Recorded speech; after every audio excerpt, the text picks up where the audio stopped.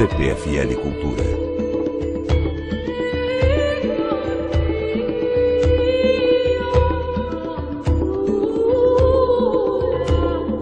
O módulo que eu preparei para vocês esse ano, o tema é uma agenda para o medo.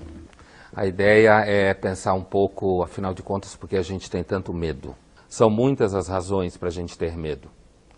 Então eu vou começar conversando com vocês sobre se esse medo não é muito mais antigo do que o medo pós-moderno, se a gente não tem que ter sérias razões para ter medo desde que a gente apareceu no planeta Terra.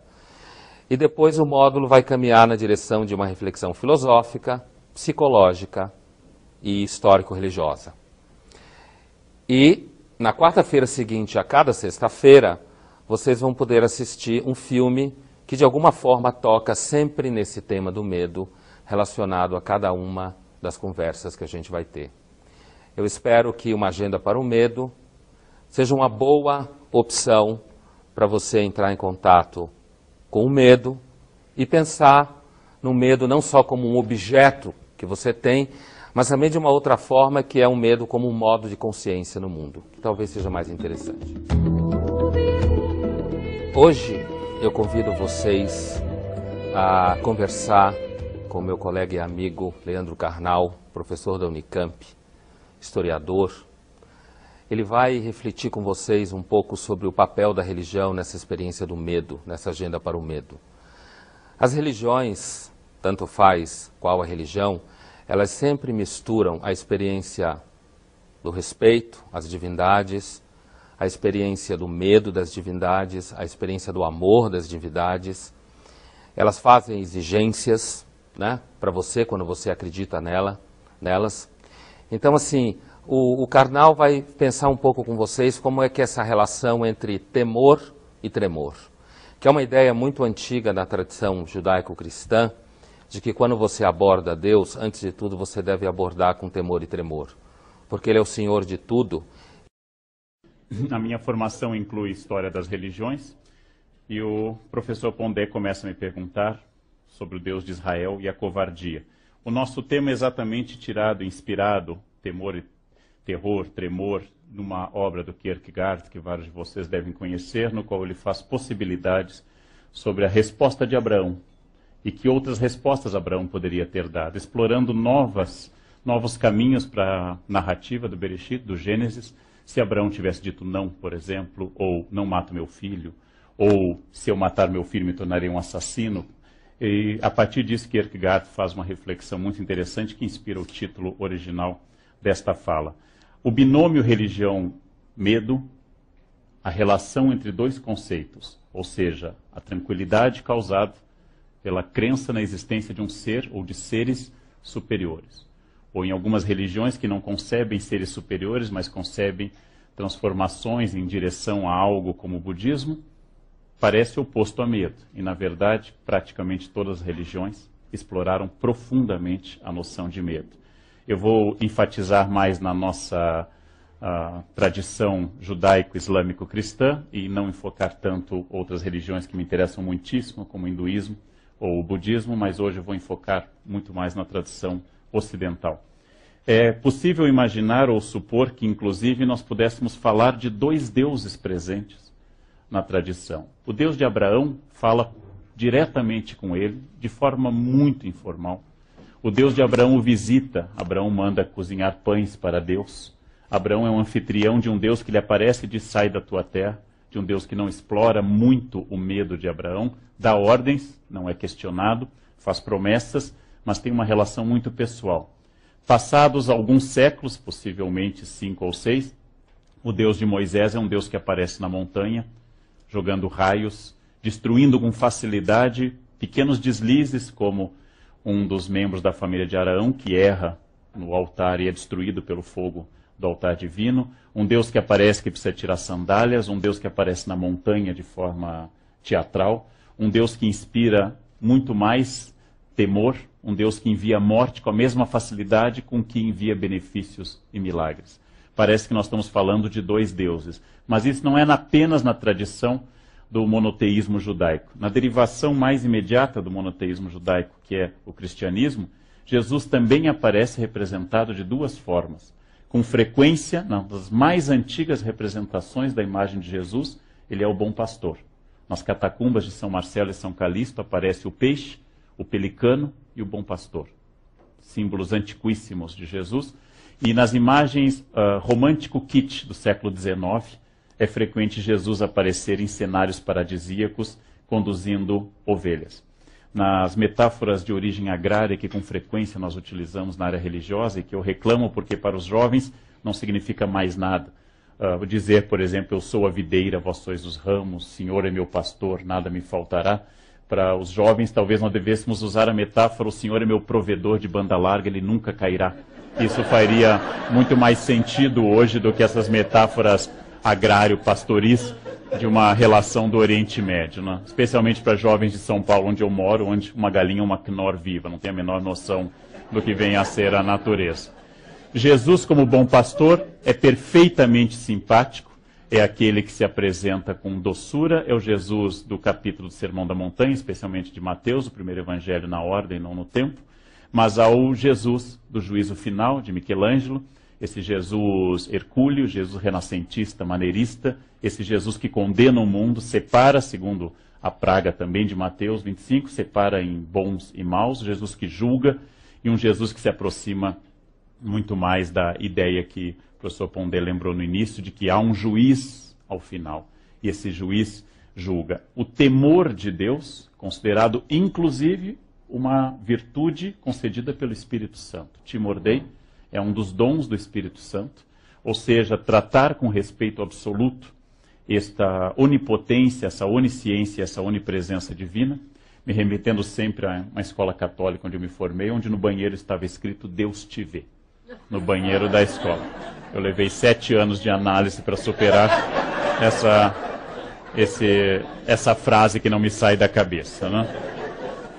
Bem, parece que estamos falando ao mesmo tempo de dois deuses, um Deus perfeitamente amoroso, consolador, paráclito, um Deus juiz, um Deus terrível, um Deus que aparece no Dies Irae, aquele hino medieval que fala do julgamento, um Deus que faz referência ao fim dos tempos, e um Deus que aparece no judaísmo, aparece na doçura de um Jeremias, dizendo, seduziste-me, Senhor, me deixei seduzir, e aparece como Deus que destrói o povo, inclusive ameaça destruir o povo de Israel várias vezes, aparece no cristianismo primitivo, aparece no cristianismo do século XVI e até hoje, e aparece também na relação que nós temos com o islamismo, a religião que mais cresce no momento no planeta.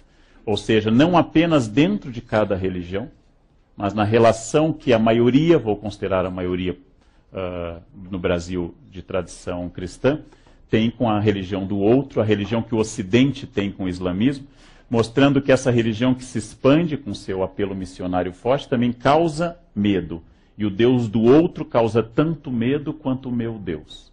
Ou seja, o Deus e a ação do outro também são fontes de medo. E no nosso caso, em especial, a partir do 11 de setembro, que transformou a experiência de entrar num aeroporto americano, um fenômeno afetivo, pessoal, de contato físico, o Ocidente passou a olhar com ainda mais terror para o Deus alheio. Não é à toa que ainda antes do 11 de setembro tornou-se conhecido entre os que estudam relações entre religiões como eu, a obra brilhante do Eduard Said, falecido, intelectual de origem palestina, cristão, que no livro Orientalismo fala de como nós destacamos no outro o fanatismo, o erotismo, a violência e tudo aquilo que é negativo no outro. E ele faz uma referência às odaliscas, faz uma referência à morte de Sardanapalo e toda a tradição do orientalismo. E eu pego apenas um quadro de Regnault, que é uma execução durante o período de domínio árabe na Península Ibérica, uma execução sumaríssima em que se mostra a violência do outro, ou seja, a violência do Islã que causa também medo e terror. Eu comecei falando do terror interno da concepção de Deus na nossa sociedade judaico-cristã, e agora falo do terror externo causado pelo Deus do outro.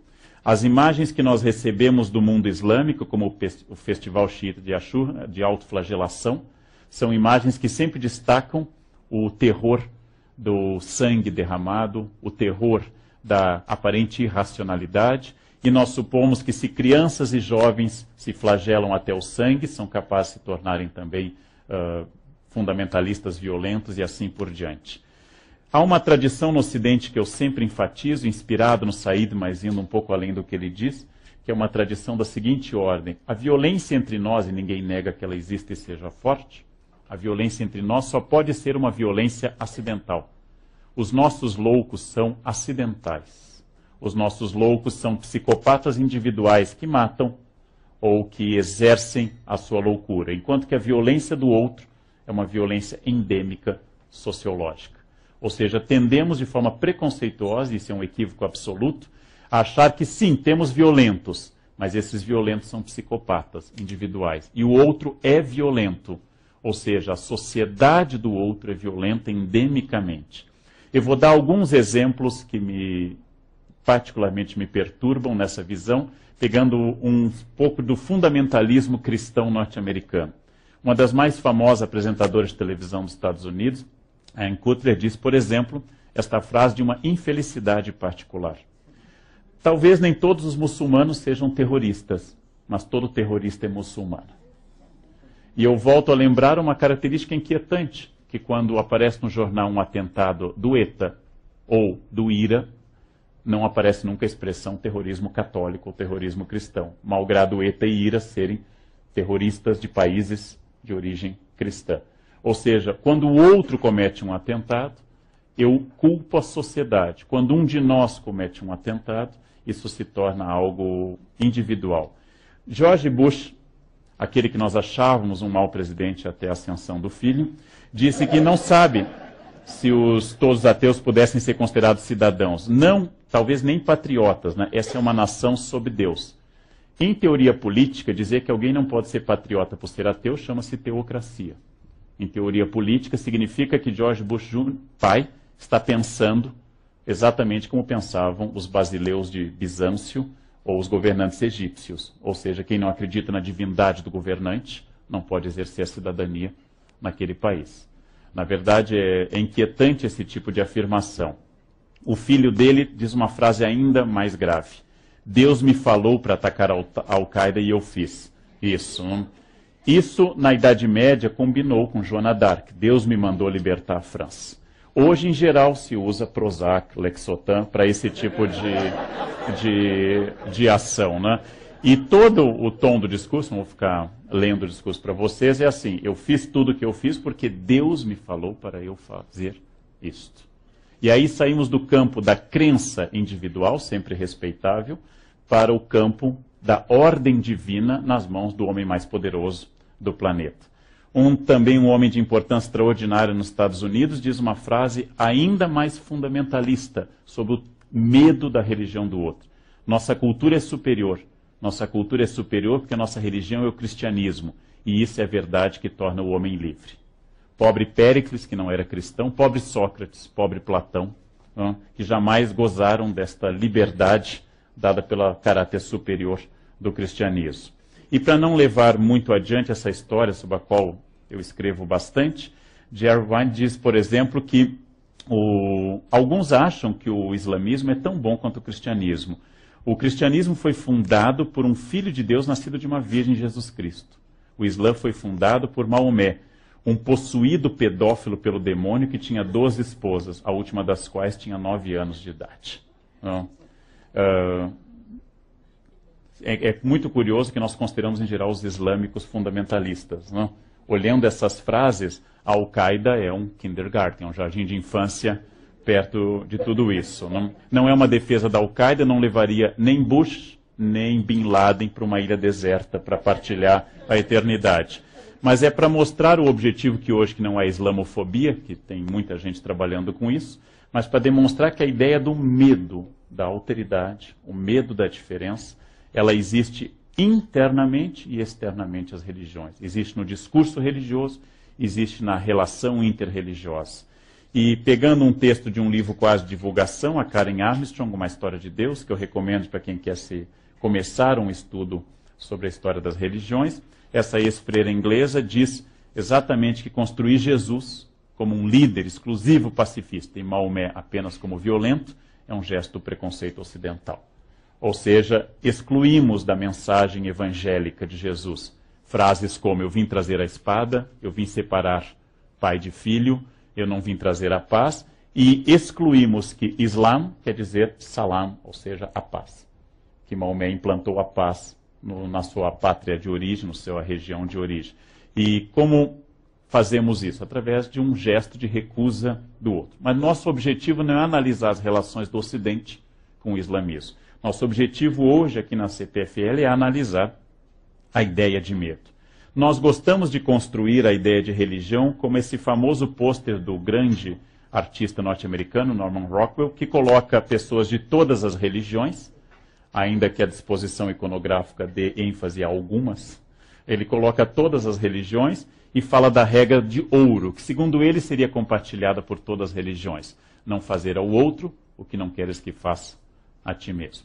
Essa regra que seria compartilhada pela Torá, pelo Corão, pelos evangelhos e por toda a tradição religiosa, para ele unifica as religiões e faz parte de um discurso que a gente chamaria de fenomenologia, ou seja, todas as religiões são basicamente iguais. Porém, eu vou trabalhar com a ideia de que o medo é uma parte da religião em si e parte da relação das religiões com o outro. É muito difícil que os líderes religiosos não apelem ao medo. Interpretação possível, sociológica, histórica. O medo enche mais as igrejas do que o amor. É muito frequente que as pessoas digam com ênfase que nunca estivemos num período de tanta decadência moral. Nunca houve tanta violência. Isso que a gente chama, aquele princípio latino de mundus senescet, o mundo está envelhecendo, que é muito comum nas pessoas começarem a comentar, no meu tempo não havia violência. Minha avó, que é uma imigrante alemã, dizia, a violência de hoje é maior do que em qualquer época. Eu dizia, avó, na sua época morreram 50 milhões na Segunda Guerra Mundial.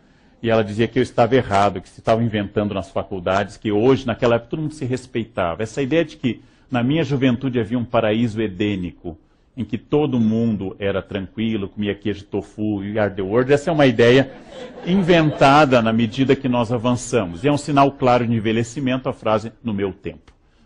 É um sinal claro de envelhecimento. Na minha época, todo mundo se respeitava.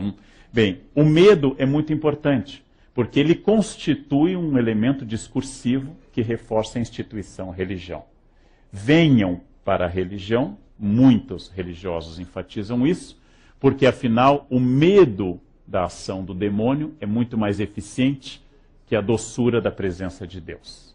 É muito mais fácil supor grandes caravanas, marchas e manifestações se eu imaginar que nós estamos no fim dos tempos, que nós estamos, por exemplo, o cristianismo, Jesus está voltando, ou para o islamismo o imã escondido do xiitismo está presente de novo, ou de que o Messias judaico vai voltar, ou de que em qualquer tradição nós estamos vivendo o final dos tempos. O medo desse milenarismo, o medo de uma volta, um julgamento, o medo desse Armagedon, que vai ocorrer o julgamento final, é muito importante para as religiões. É muito importante para as religiões a ideia de pecado.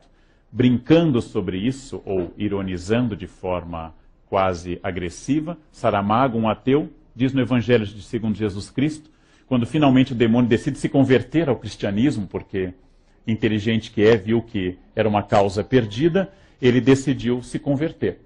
E o Deus Pai diz no Evangelho segundo Jesus Cristo, mas você não pode se converter, sem você eu não existo.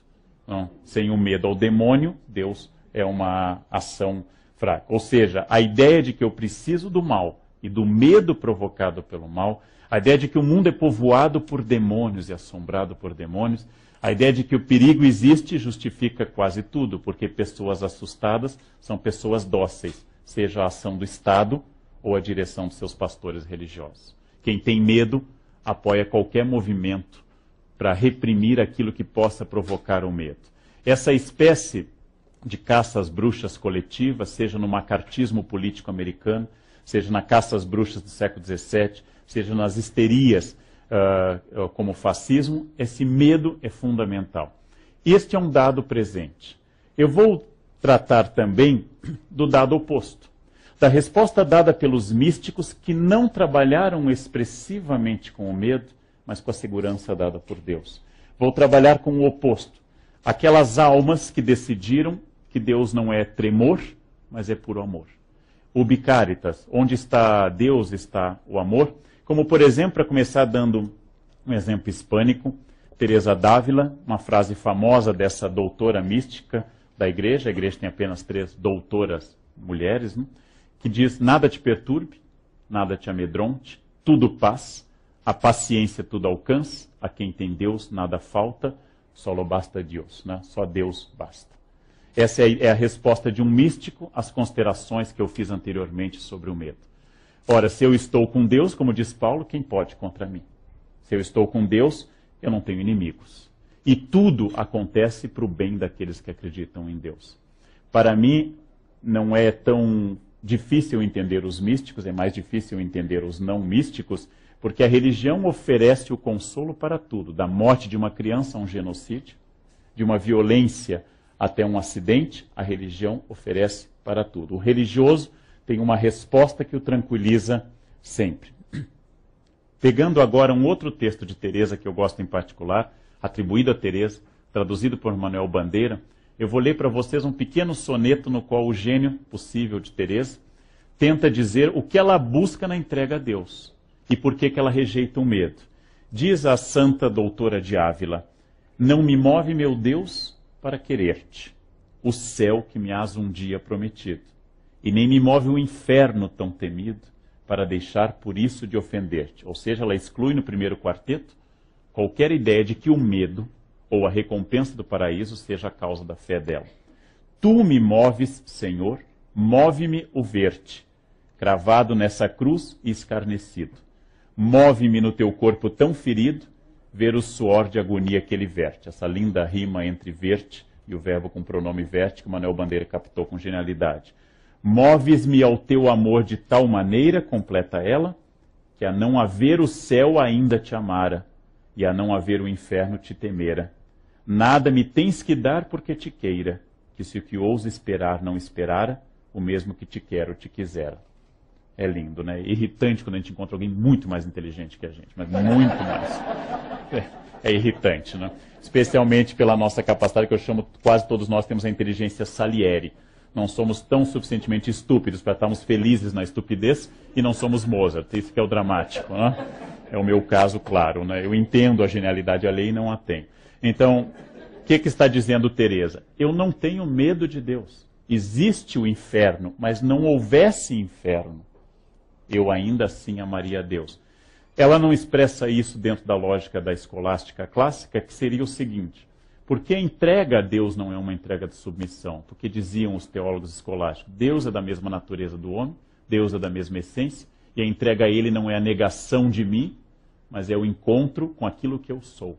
Ou seja, obedecer a Deus não é submeter-se, mas é encontrar a sua própria essência. E por isso que o timor dei, o temor de Deus, não é como o temor dos homens, o temor da autoridade ou qualquer outro temor, não é um temor diante do que me submete, mas é um temor de não corresponder àquilo que eu sou propriamente. Ou seja, é uma interpretação distinta dos medos que eu citei anteriormente. Lembrando a vocês, hoje 25 de julho, dia dos motoristas, parabéns a todos, mas o dia do motorista é assim porque é o dia de São Cristóvão. E Cristóvão, segundo uma lenda geográfica cristã, era um gigante de força descomunal. E Cristóvão queria servir ao rei mais forte de todos. E diz essa lenda da legenda áurea de Jacques de Voragine, um arcebispo italiano medieval, que primeiro serviu ao rei mais importante do seu tempo. E quando viu o rei fazendo o sinal da cruz diante da citação do demônio, Cristóvão ficou assustado e disse, mas ele tem medo de algo, ele tem medo do demônio. E procurou o demônio. E passou a servir ao demônio com sua força descomunal. Acompanhando o demônio, um dia viu o demônio numa estrada se afastando de uma cruz. E disse, então ele tem medo de algo mais forte também. Ele tem medo dessa cruz. Procurando um ancião que recomendou que ele ficasse atravessando pessoas de um lado por outro, por isso ele é o padroeiro dos motoristas, atravessando através de um rio, e para encontrar a personagem que fazia temer ao demônio, que fazia temer ao rei. Finalmente, um menino, numa noite de chuva tempestuosa, pede a Cristóvão que o carregue nas costas. Cristóvão, contrariado, o carrega. E, finalmente, vai sentindo um peso extraordinário, quase não suporta, apesar da sua força. Cristóvão chega do outro lado espantado e pergunta quem ele é. Ele diz, eu sou aquele que todos temem e você carregou comigo os pecados do mundo. Essa ideia de que a religião também é o pecado, o medo. A religião também é um risco. A religião também é um vale de lágrimas, como diz o Salve Rainha, ou um vale da morte, como faz referência ao Salmo de 23.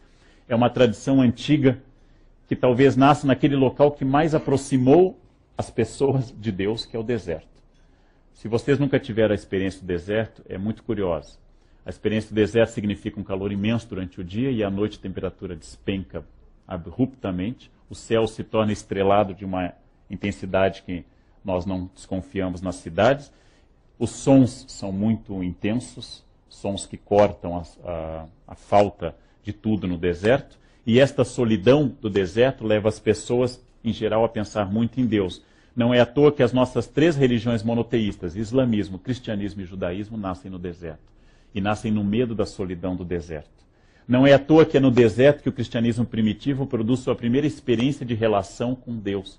Por exemplo, São Paulo de Tebas, que ao redor de um deserto na região do Egito atual, a Tebaida, no século III, funda uma experiência em que eu me retiro do mundo, visando a salvação da minha alma e o contato com Deus, e me torno, então, uma parte integrante desse deserto. Um seu contemporâneo, Santo Antônio, ou Santo Antônio do Deserto, ou Santo Antônio de Tebas, ou Santo Antão, foi atacado a vida inteira por tentações profundas no deserto, mandadas pelo demônio. O demônio o atacava na forma de preguiça, de gula, de luxúria e principalmente de tédio. Vocês podem não saber, mas aquele sono após o almoço é a ação de um demônio, que quer afastá-los de uma... Existe um demônio para cada tipo de tentação, e aquele que dá depois do almoço é um demônio específico que ataca as pessoas. Pode ser espantado com cafeína. Esse demônio atacou Santo Antônio durante uma vida inteira e ele resistiu bravamente, a ponto de ele ter sido representado na história da arte, como vocês estão vendo esse lindo quadro do Bosch, Hieronymus Bosch, que representa Santo Antão tentado, ou então no surrealismo contemporâneo de Salvador Dalí, Santo Antão sendo tentado por forças terríveis dia e noite. Segundo uma leitura bastante irônica do Flaubert, Santo Antão foi tentado toda a sua existência, e o demônio aparecia na forma de mulheres, na forma de tédio, na forma de luxúria variada, de comida, e Antão resistiu a tudo. No final da sua existência, o demônio se retira derrotado da cova de Antão, e Antão então se ajoelha e agradece a Cristo, dizendo, finalmente me tornei um santo. O demônio sorri e volta, não? Porque ele havia, enfim, deslizado na última das tentações, que é a tentação da vaidade de ser santo. Não é à toa que a vaidade é o primeiro pecado, é aquele que derrubou Lúcifer do céu. Lúcifer se achou bonito, e o espelho é um instrumento de Lúcifer. Saibam disso hoje à noite, ao olhar. O espelho é um instrumento de Lúcifer, porque a vaidade é o grande pecado. Uma outra personagem do deserto, Santa Maria Egipcíaca, vai nos introduzir uma outra relação da recusa do mundo e do medo diante da salvação, sem citar os santos exóticos como os santos estilitas.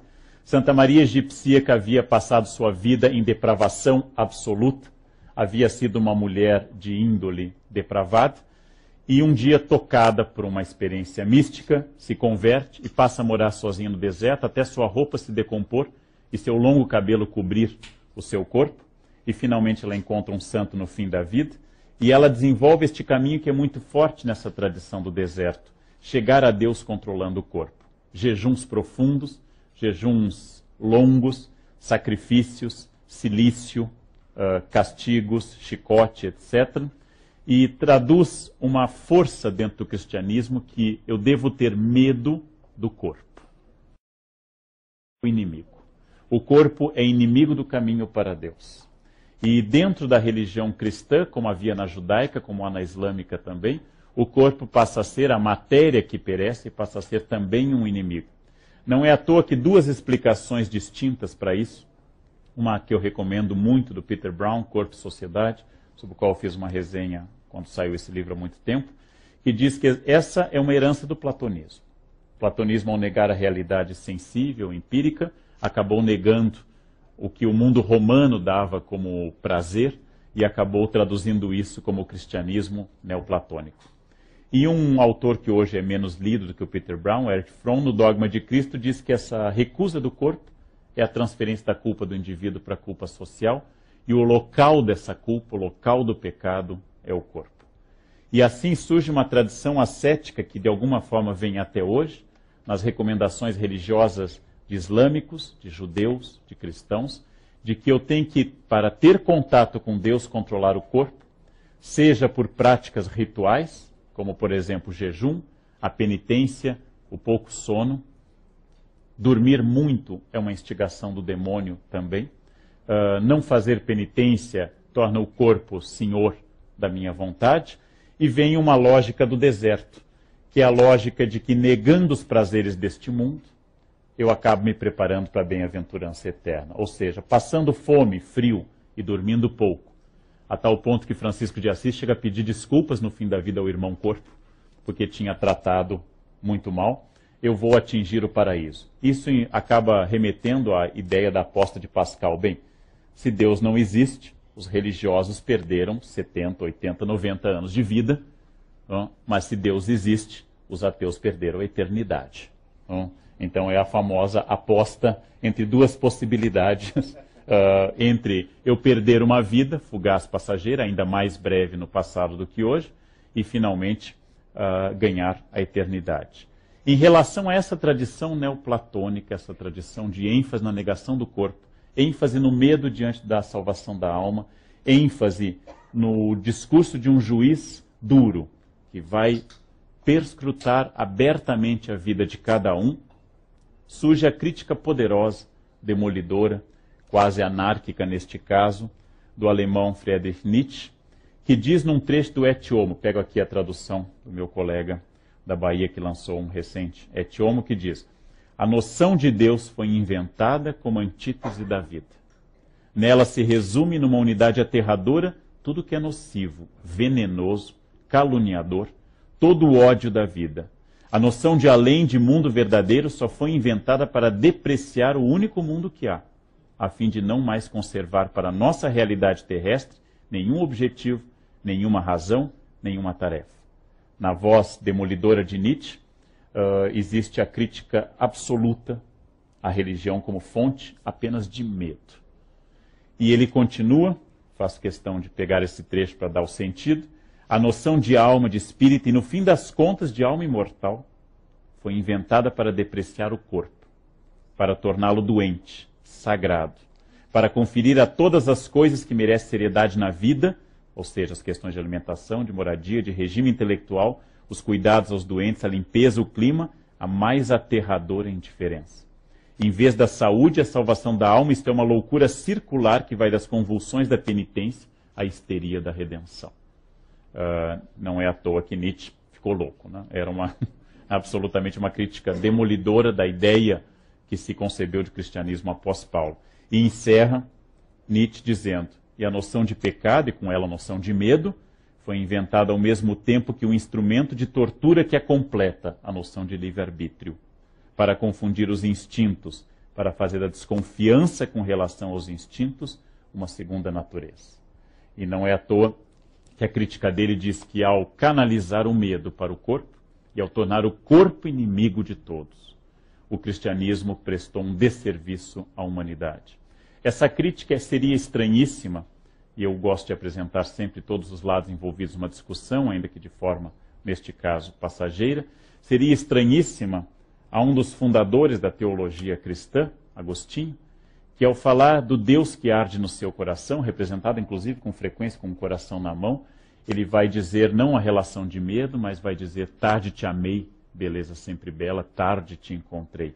Ou seja, vai falar da beleza daquele êxtase em hóstia que ele teve com sua mãe Mônica, em que ele vai contemplando degrau a degrau as categorias da natureza e vai encontrando cada vez mais não o Deus do medo, não o Deus do pecado, mas o Deus da libertação, o Deus que o torna feliz. Da mesma forma, na Idade Média, esse belo quadro de Michelangelo Merisi de Caravaggio, que mostra Francisco recebendo as chagas no Monte Alverne, sendo estigmatizado e amparado por um anjo, Francisco encontrando o Deus da alegria e não do medo. Essas duas vertentes podem ser encontradas especialmente na ênfase que eu estou dando à religião cristã. Para vencer o medo e para encontrar a esse Deus da libertação e não o Deus da angústia, existe a solução moderna dada por Inácio de Loyola: dividir essas angústias, dividir os pecados e vencê-los pela ordem sistemática que ele recomenda nos exercícios espirituais, ou seja, repetindo a experiência que ele teve em Manresa, repetindo a experiência de dividir os pecados em números, em dias, fazer exames de consciência e tornar metódica a salvação. Ou seja, vencer o medo pela nomeação dos medos. Uma velha estratégia dada pelo exorcismo de Jesus no Evangelho de Marcos, o mais antigo, no qual a primeira estratégia de Jesus para vencer o demônio é perguntar o nome dele. Dando o nome, você começa a vencer os medos. Em homenagem ao organizador e curador do ciclo, o professor Pondé, que é especialista em Pascal, e tem esse belo livro com esse título, O Homem Insuficiente. Para Pascal, o medo de um Deus distante, de um Deus que escolheu de forma não tão lógica para nós, os que podem ser salvos, um Deus mais jansenista, o homem tem que fazer uma entrega de uma qualidade absoluta, porque não há nada que possa justificar a graça que é dada a nós. E, finalmente, um caminho contemporâneo, uma personagem que no Brasil é de muito intensa devoção a Teresinha de Lisieux, cujos pais também foram beatificados, ou estão sendo beatificados.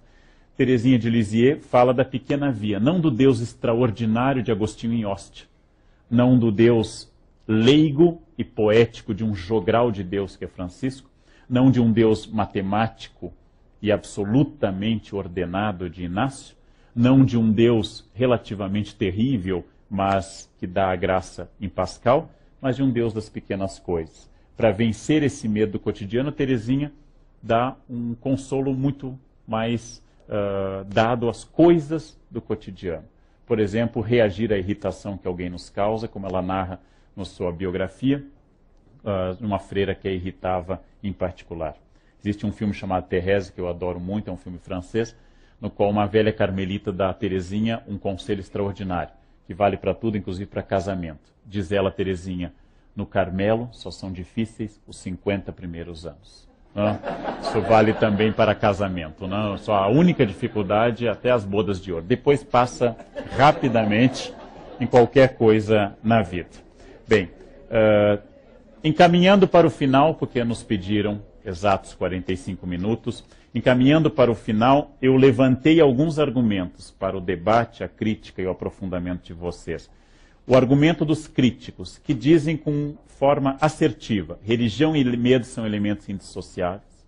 Muitas vezes o medo é uma transformação metafórica da religião e vice-versa. A religião nada mais é do que o nosso temor, nossa incapacidade, ou como diria Renan no século XIX, o homem é um animal que quer sobreviver, como todo animal, só que como ele é um animal sofisticado, ele inventou vida após a morte, que é uma invenção típica dos mamíferos, querer sobreviver. E o homem, como é um mamífero sofisticado, inventou o paraíso. Não?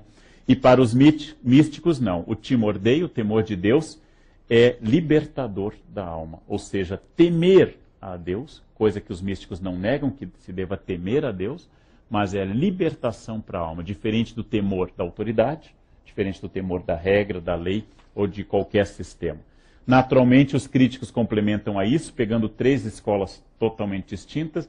Um livro de relativo sucesso, Richard Dawkins, que diz no God a Delusion, Deus uma ilusão, que a religião é a causa da violência e do medo entre as pessoas. Eu, como historiador, me oponho a este argumento dele, apesar de gostar do livro. Quando ele diz, imagine um mundo sem religião, seria um mundo de harmonia. E eu, como historiador, lembro que 2 dos maiores genocídios do século XX, na China de Mao e na Rússia de Stalin, foram feitos em nome de regimes ateus. Infelizmente, a violência não pode ser abolida se abolindo Deus. A violência é feita em nome de Deus, em nome do Estado, em nome da razão de Estado e em nome do ateísmo também. Infelizmente, ela é um pouco mais estrutural. Seria mais fácil se fosse assim. Para Freud, que daria um outro curso, para o qual todo este medo nada mais é que uma neurose. Afinal, quem acredita em coisas que não existem, alma, fantasmas, Deus, só pode ser um neurótico. Uma das características da neurose é tornar concreta coisas que não existem. Não há diferença entre a criança que teme um monstro debaixo da cama e o adulto que teme Deus. É uma neurose. E, finalmente, Nietzsche, que eu comentei com vocês, que construiu a ideia de que o cristianismo nada mais é que um platonismo para as massas e uma maneira de apresentar o reflexo de vários medos nossos. Com isso eu queria ter apresentado, nesse tempo curto, que agora nós aprofundaremos com questões, eu queria ter aprofundado duas escolas totalmente distintas e que podem ser matizadas ao infinito. De um lado, aqueles que dizem que religião e medo não são complementos, mas são formas de libertação. E outros que dizem que religião nada mais é que uma forma de tentar controlar aquilo que vem das cavernas de Lascaux até nós, controlar o medo, a incerteza do futuro. Essas duas tendências, a religiosa e a crítica religiosa, convivem na disputa pela alma das pessoas ou pela posse das pessoas, e o meu objetivo hoje era apresentar de uma forma introdutória como este conceito, medo e religião, seja na relação com o Islã, seja na relação interna do cristianismo e do judaísmo, produzem de forma sistemática a nossa cultura. Nossa cultura é fruto da consolação dada pela religião, que produz arte, poesia, e nossa cultura é dada também pelo medo provocado pela religião, que produz inquisição, caças bruxas ou islamofobia. E nós somos frutos dessa dupla paternidade, de um Deus consolador e de um Deus terrível. Bom, e por hoje era só. Muito obrigado.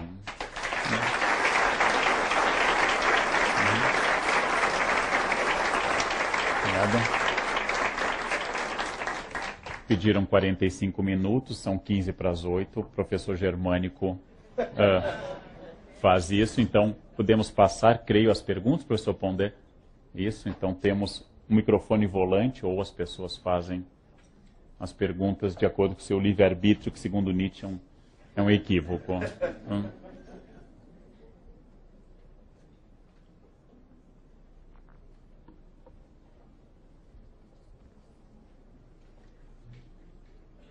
A primeira é sempre a mais difícil.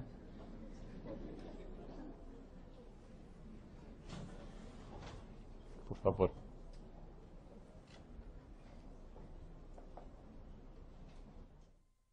Boa noite. Primeiramente, parabéns pela palestra, excelente. Eu queria fazer uma pergunta. É possível, na sua visão, ao ser humano, viver sem crença? Depende de como nós definimos crença, porque existem pelo menos 3 escolas para definir o papel da crença. Uma tradicional, a apologética, existe uma fenomenológica e uma histórica.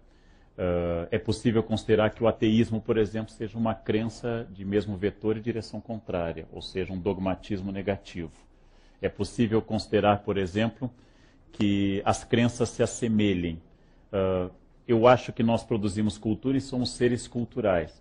Quando nós acreditamos que não há nada, é uma crença que pode nos consolar de alguma forma. Quando acreditamos que há um Deus, é uma crença que pode consolar muitas pessoas. Uma parte expressiva das ações humanas é dirigida por crenças em fenômenos abstratos como o amor, por exemplo. Nós fazemos muita coisa em nome de algo que não é tangível e não é mensurável, que é o amor. Então eu diria que não.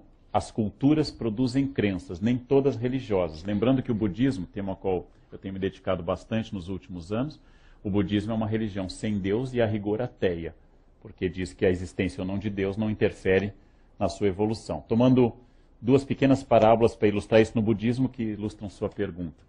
Quando o Buda entrou no Nirvana, convidou os animais, segundo a tradição com a qual o Ocidente teve contato com o budismo, que é o Ceilão.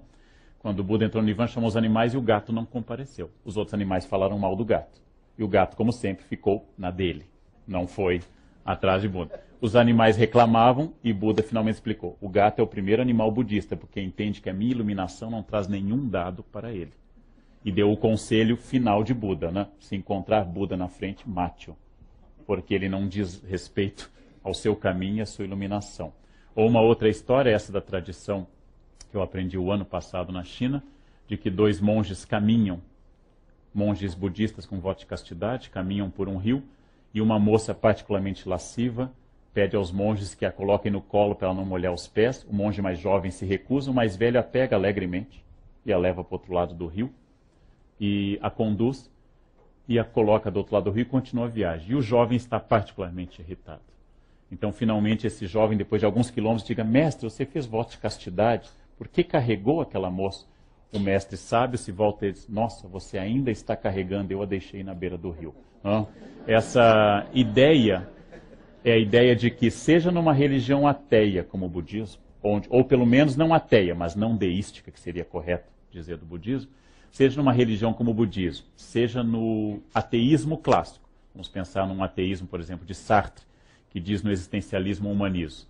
Minha crença não é, minha filosofia não é de que Deus não existe. Antes eu digo, ainda que Deus existisse, nada alteraria a situação humana. Seja nesse ateísmo de Sartre, seja no existencialismo não ateu, como de Merleau-Ponty, seja numa religião mística, como a de Agostinho, as pessoas constituem sistemas de crença. Não é possível existir como ser humano sem estabelecer signos culturais, que às vezes podem ser religiosos e às vezes podem não ser.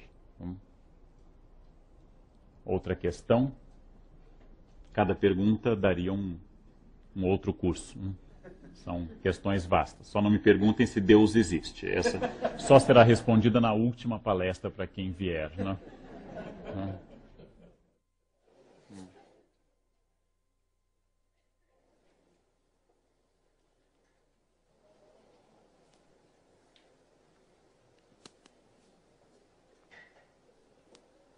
Por favor. Parabéns pela palestra. Obrigado. Eu tenho, na verdade, várias perguntas, né? Não vou perguntar se Deus existe, mas se Deus é genético. No sentido, existe, você que estuda esse tema, existe alguma cultura no Pacífico, uma ilha no Pacífico, algum lugar onde Deus não faça parte?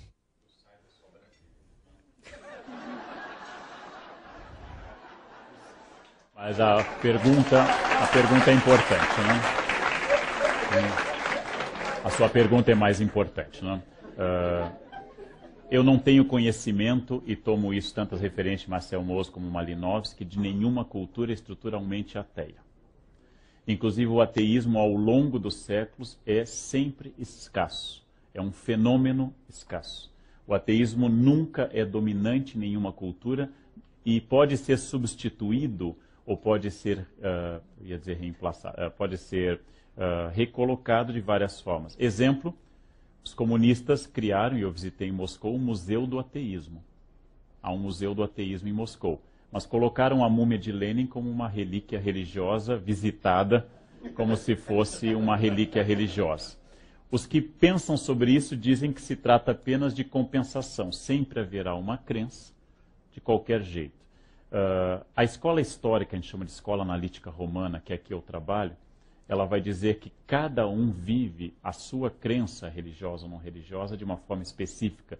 E eu não posso dizer que um xamã da Sibéria, um pai de santo do Brasil ou um jesuíta alemão tenham a mesma capacidade no sentido de estrutura de crença. Cada um concebe a sua crença de uma forma. Mas, de fato, e a sua questão é importante por isso, nós não conhecemos nenhuma cultura que seja estruturalmente religiosa. E nós tendemos a ler nas culturas fatos religiosos. Quando encontramos enterros do Paleolítico, acompanhados de amuletos, nós tendemos a dizer que é para acompanhar o morto na outra vida com energia positiva. Mas como não há escrita no Paleolítico e nenhum documento ou testemunho, esta é uma interpretação nossa, jogada sobre o passado. Bom, então a maneira como eu concebo religião e a maneira como eu concebo a relação com Deus, ela é muito variável, mas de fato ela existe em todas as culturas. E ela reprimida, a religião tem o que eu chamei num artigo, que vai ser publicado em breve, de efeito chantilly, batendo cresce. Quanto mais se reprime a religião, mais ela cresce. O fato de haver repressão a uma determinada religião faz com que ela aconteça de forma extraordinária. Como eu escrevi um artigo há alguns anos, quando do atentado à imagem de Aparecida, os religiosos deveriam saber que toda vez que alguém ataca uma imagem, quando alguém quebra, como quebrar a imagem de Nossa Senhora da Conceição Aparecida, está dizendo que aquela imagem é muito importante. Porque a única coisa que pode atacar de fato uma religião é a poeira, e não o ataque iconoclasta. Não? Existe na Basílica de Guadalupe, no México, voltei há poucos dias do México, um crucifixo retorcido, por causa de uma bomba colocada diante da imagem de Guadalupe, e a bomba foi aparada pelo crucifixo que entortou. O crucifixo está conservado numa urna de cristal, e com a seguinte frase embaixo: o filho salvou a mãe. Ou seja, o ataque à religião costuma provocar reações ainda mais religiosas.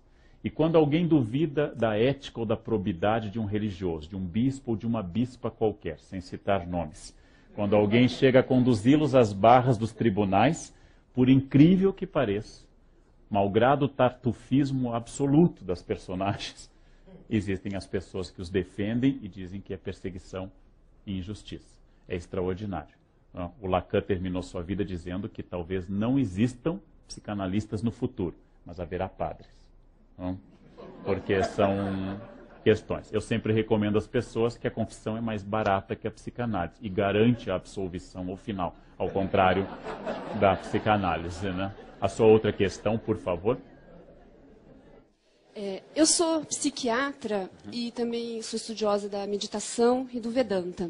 Então, na minha prática clínica, como psiquiatra infantil de adultos, eu me deparo todos os dias com a questão do medo, né? As crianças com as fobias infantis, os adultos com as síndromes do pânico. Então, o medo é um estado fisiológico que é importante que exista, até para a gente poder se defender dos perigos reais.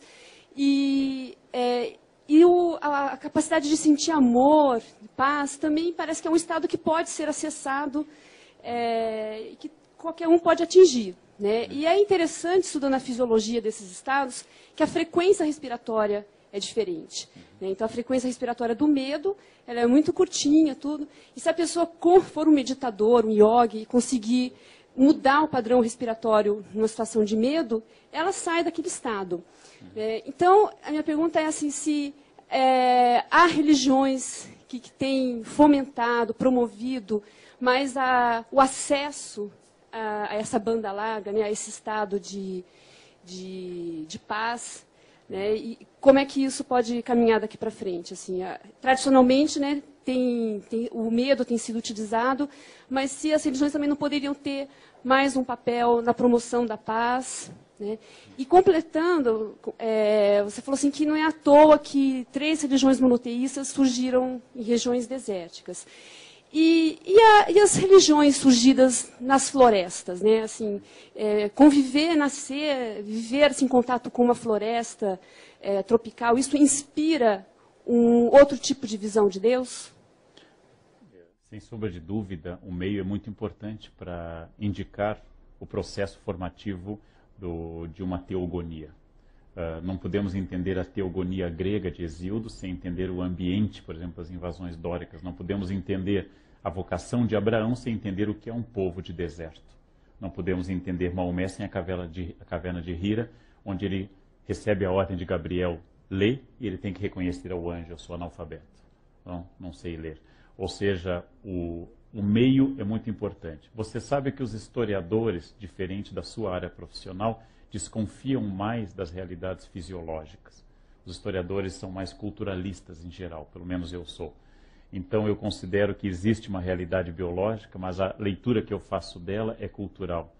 Então, quando você diz, e tomando apenas para a distinção entre a sua ciência e a minha área, que eu não sei se é uma ciência, que é a história, que se pela respiração eu posso vencer o medo, é similar ao processo de que pela reza do rosário eu posso vencer a tentação, ou pelo jejum da Sexta-feira Santa eu possa vencer tal e tal tentação, ou pelas 9 primeiras sextas-feiras do Sagrado Coração eu possa atingir uma graça específica. Ou seja acreditando na respiração, ou na homeopatia, ou na reza do rosário, eu continuo estabelecendo funções, em geral eficientes, para poder vencer o medo.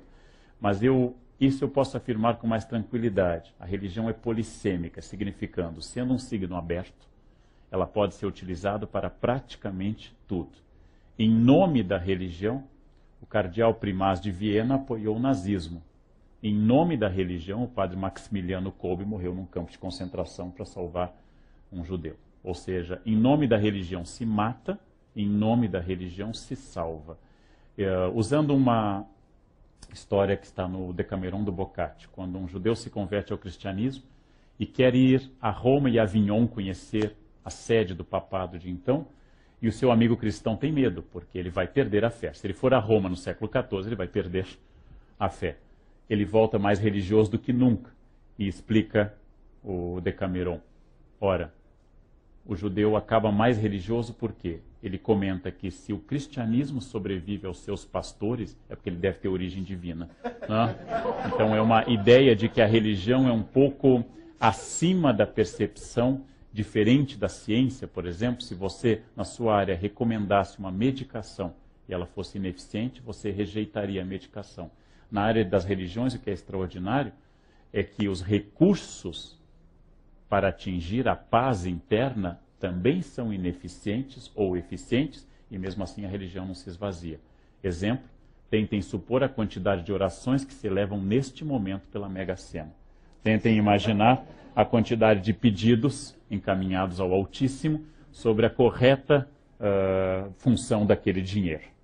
Bem, ninguém será atendido a não ser alguém, ou algumas pessoas. No próximo jogo, a pessoa considerará que não fez a oração correta e deve se esforçar ainda mais. É o que a gente chama, o que Thomas chama na Religião e Declínio da Magia, de religião como autoexplicativa. Ou seja, o problema nunca está na oração ou em Deus, está em quem faz a oração. Milhares de pessoas rezam para um ente querido não morrer e todo mundo morre.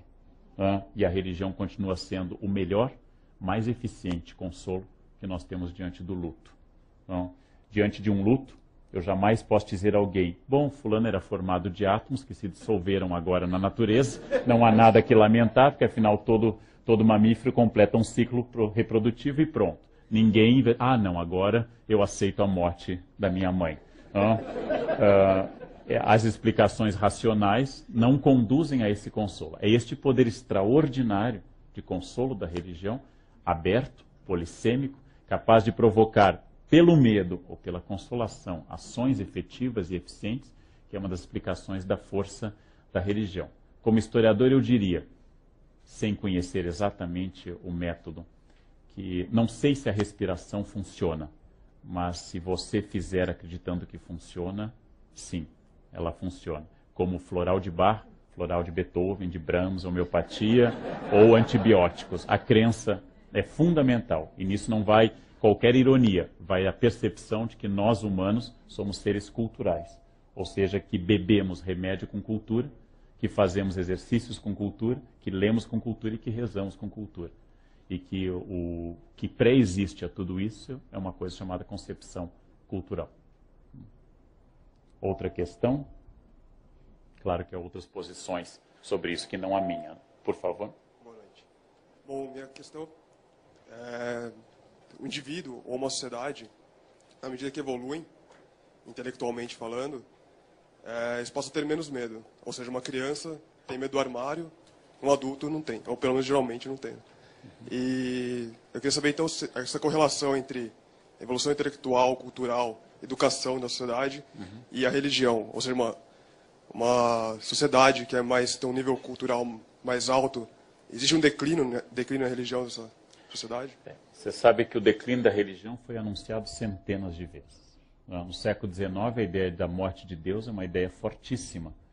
E há uma velha e anedótica frase que aparece Nietzsche dizendo Deus está morto, assinado Nietzsche, e embaixo Nietzsche está morto, assinado Deus. Então é uma ideia muito sólida. Se eu considerasse a intelectualidade francesa do século XVIII, Voltaire, Diderot, Dolbach, eles tinham certeza que a religião seria um fenômeno passageiro e que era próprio, como queriam os positivistas, de um estágio de percepção metafísica ou teológica de uma humanidade não evoluída. Curiosamente, no século XXI, o século do avanço máximo da ciência, onde a ciência mostrou sua imensa capacidade de curar dores e de provocar novas angústias, de provocar penicilina e Hiroshima, de provocar Auschwitz e antibióticos ao mesmo tempo, nós não temos na ciência o Consolador Universal. E aí eu copio do Keith Thomas, o encerramento do seu belo livro, Religião e Declínio da Magia, que ele diz, se a religião é o espaço das respostas que a ciência não pode fornecer, o papel da religião será eterno. Porque a ciência nunca nos poderá tornar eternos.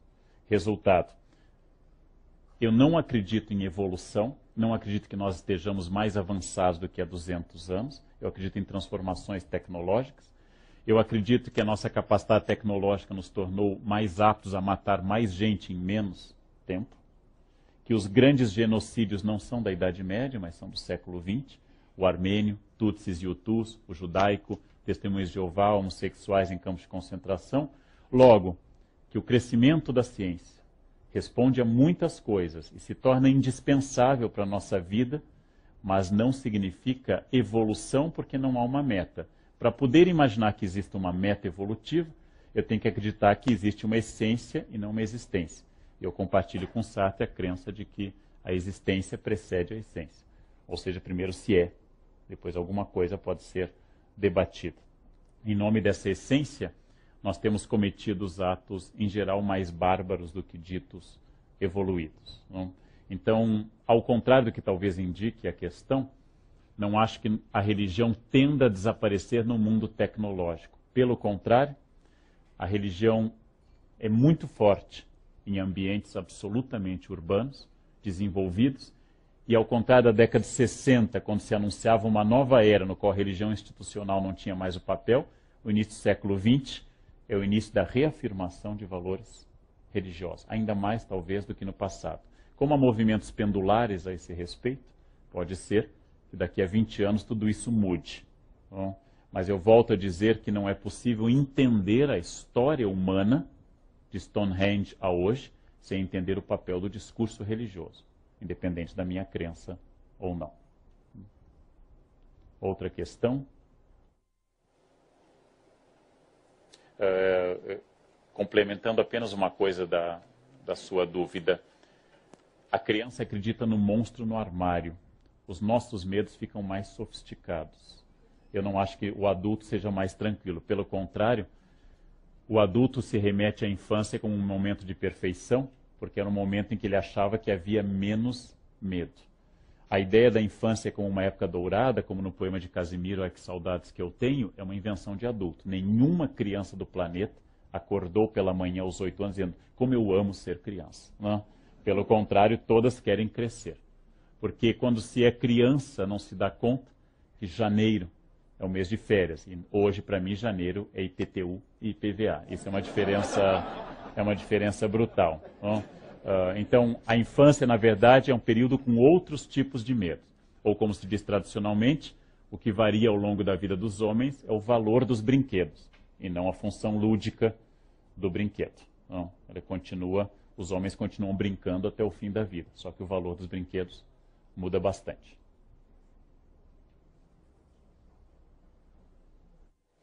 Meu nome é João Tavares e eu tenho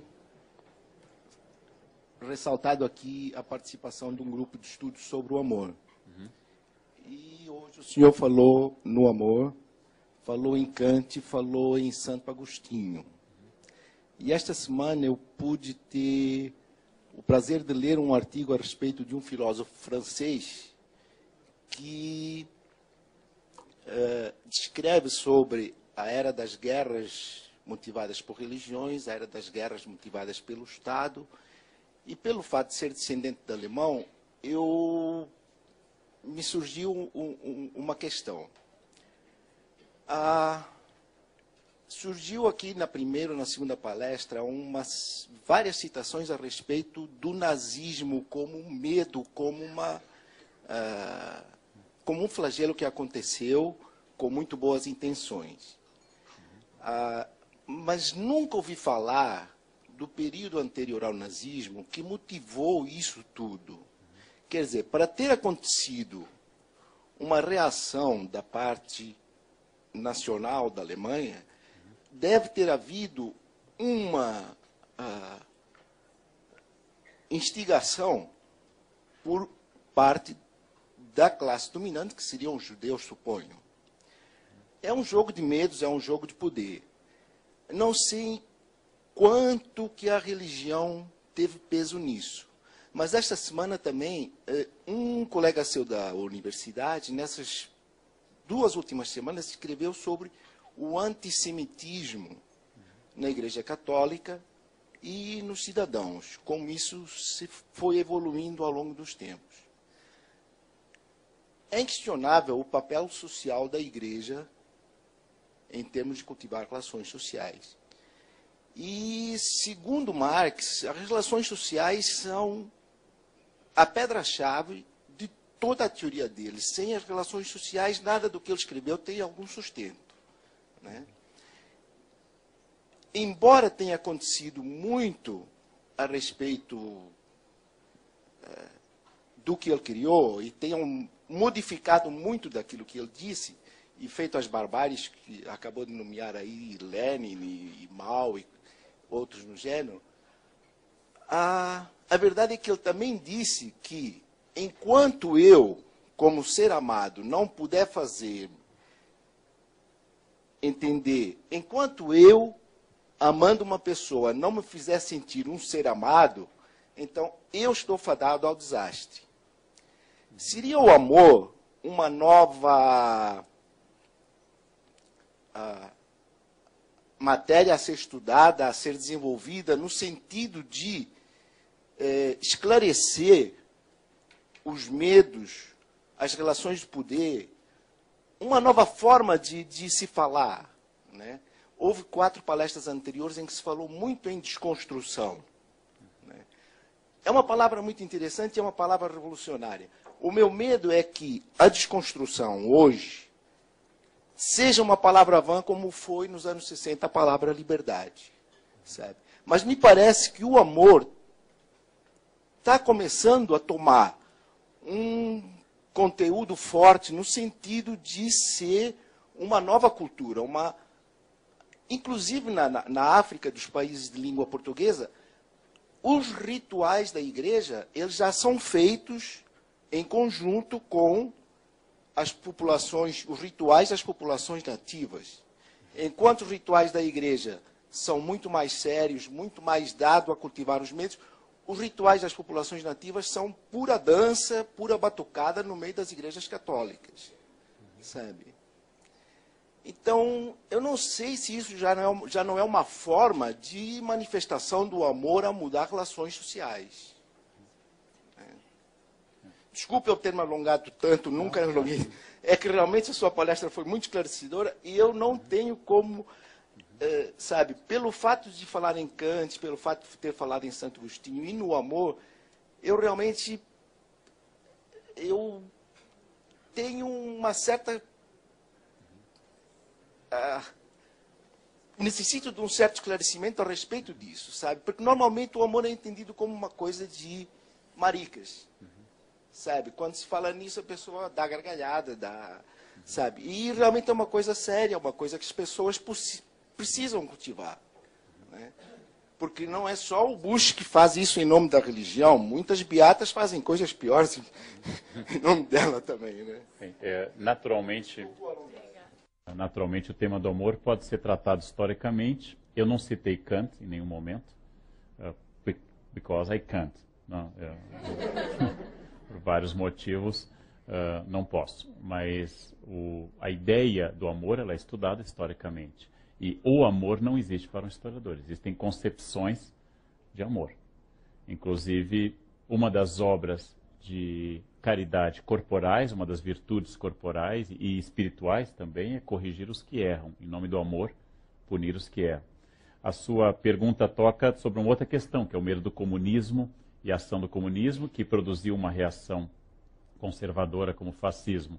Também as duas coisas, tanto o fascismo ao explorar a neurose coletiva, quanto o comunismo também, são manipulações políticas para produzir um determinado efeito de poder. Eu não concordo com a ideia de que os judeus fossem classe dominante. Eu me refiro sempre a um texto que está no Melhor do Humor Judeu, do Moacir Scliar, que ele fala de 2 judeus da Polônia, que no meio da perseguição nazista, um diz ao outro, eu leio os jornais nazistas. E ele diz, mas por quê? Porque lá diz que a gente domina um mundo que é rico, que é poderoso, e eu me sinto tão bem depois que eu leio esses jornais. Acho que é uma ideia que nasce de algumas fantasias coletivas, como a falsificação dos protocolos Sabe-Sião e outras questões do gênero. Mas eu concordo inteiramente que o amor pode ser estudado, o amor é muito importante. Os rituais xamânicos não são necessariamente rituais apenas de amor. Os rituais xamânicos podem explorar o medo do mal olhado, podem explorar o medo da energia negativa do olhar. Às vezes que eu tive a oportunidade, por exercício interdisciplinar com os alunos da Unicamp, de ir a rituais, por exemplo, de cultos afro-brasileiros, Nem sempre se incentiva apenas o amor e a serenidade nesses rituais.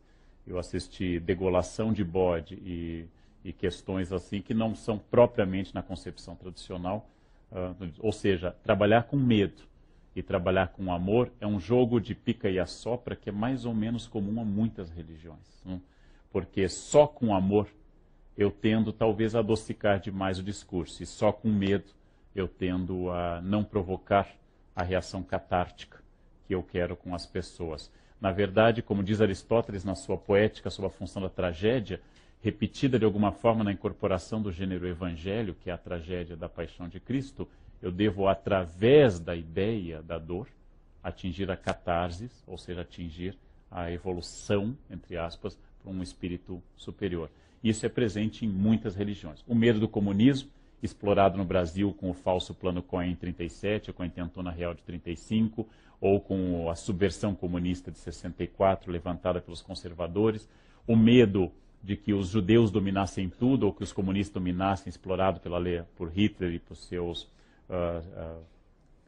colegas. Todos esses medos são explorados coletivamente para se atingir alguma coisa. Em nome da liberdade, se cometem crimes tão hediondos quanto em nome da ditadura. E, curiosamente, todas as pessoas que matam, matam para produzir um mundo melhor. Matam para que esse mundo melhore e esteja livre dos problemas, seja através da Inquisição, seja através de pogroms na União Soviética, seja através da Revolução Cultural na China, seja através de qualquer discurso fundamentalista, mata-se por amor, com a mesma facilidade com que se mata em nome do ódio. Essa questão é importante e é enorme, mas de fato o amor não só pode, como é estudado pela história. A noção de amor, uma colega minha, Mary Del Priore, tem um livro sobre a ideia de amor no Brasil, e como se concebe e desenvolve essa ideia de amor no Brasil. O que era amor quando eu fui estudante na década de 60, no interior do Rio Grande do Sul, não é idêntico ao que era amor na escola de hoje. E as pessoas, tanto na década de 60 no Rio Grande do Sul, quanto hoje, querem amar seus alunos, e cada um com um projeto distinto. E, curiosamente, nós sobrevivemos a estes afetos, né? Curiosamente, nós sobrevivemos a essas explosões de amor sistemáticas sobre nós, né? A pior vingança sobre alguém é casar-se com a pessoa, né? É a vingança mais duradoura e mais influente, né? Outra questão, por favor. Micrófono.